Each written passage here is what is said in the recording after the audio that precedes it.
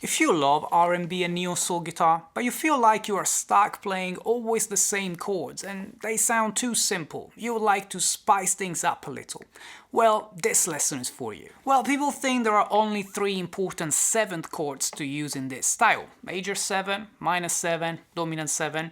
Well, let me tell you, there is another chord type that the pros use all the time to spice things up, jazz things up a little. And the good news is you can get that sound, you can learn how to use this chord without having to learn 20 different shapes. In fact, it's gonna be only one shape, and by the end of this lesson you will learn how to play it, how to use it, and why we're using it. I've been teaching this very same guitar lesson, the tricks about this chord, to thousands of students, and I watched them instantly transform their playing overnight. Let's dive in, and as always, if you find this lesson helpful and you want to learn everything about this guitar style, the most complete course about neo-soul guitar is linked in the description below, and it's currently 20% off. So we're gonna learn how to play this secret chord and how to use it, starting from a simple chord progression: G minus 7, A minus 7, going to D minus 7. This is a typical 4 minor, 5 minor,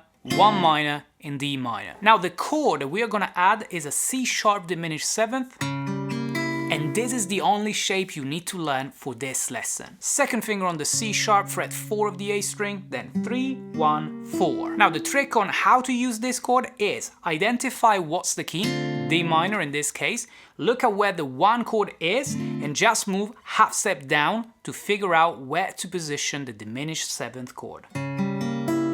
So now if we just use this simple trick, the chord progression sounds like this.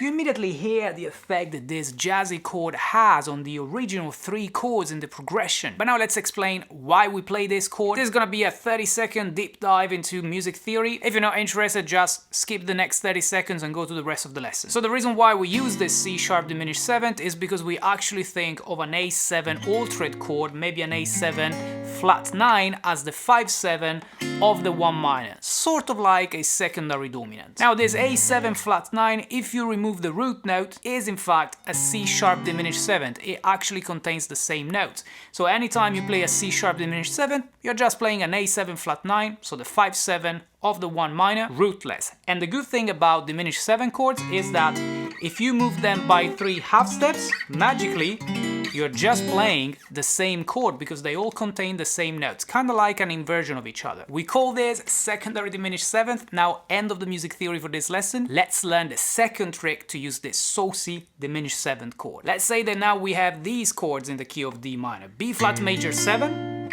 A7 sharp 5, and D minor 7. So a flat 6 major 7, 5-7 altered, 1 minus 7.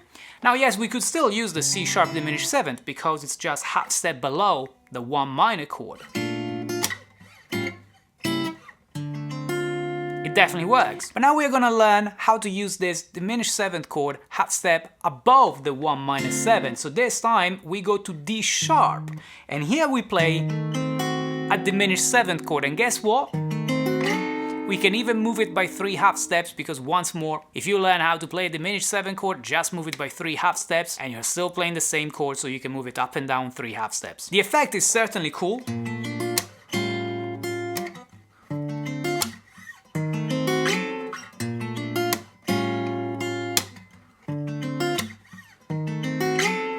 And now another 20 seconds of music theory. If we said that we could use it half step below the 1 minor, why can we now use it half step above the 1 minor? Well, because we need to keep in mind where we are heading to. And we are heading to the B flat major 7. That's where we start the progression again if we want to loop it. So now I need to figure out the secondary dominant of the B flat major 7, not the secondary dominant of the D minor. And the secondary dominant of B flat major 7 is an F7. So if I now look at this F7 as an F7 flat 9, as we explained, and I played rootless, I get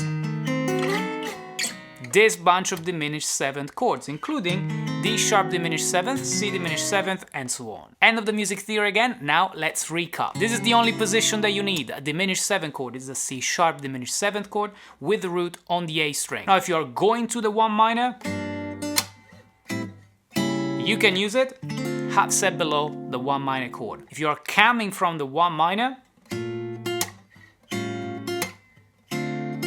and you want to start the progression again, you can use it half step above the 1 minor. Example 1.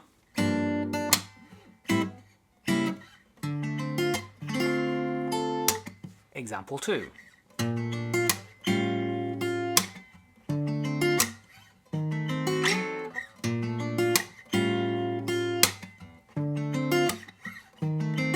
So hopefully you've learned how to spice up your neo-soul chord progressions. If you enjoyed this lesson, consider checking out the most complete course on neo-soul guitar at the link in the description below, and watch this video next, cause YouTube and I think that you will love it.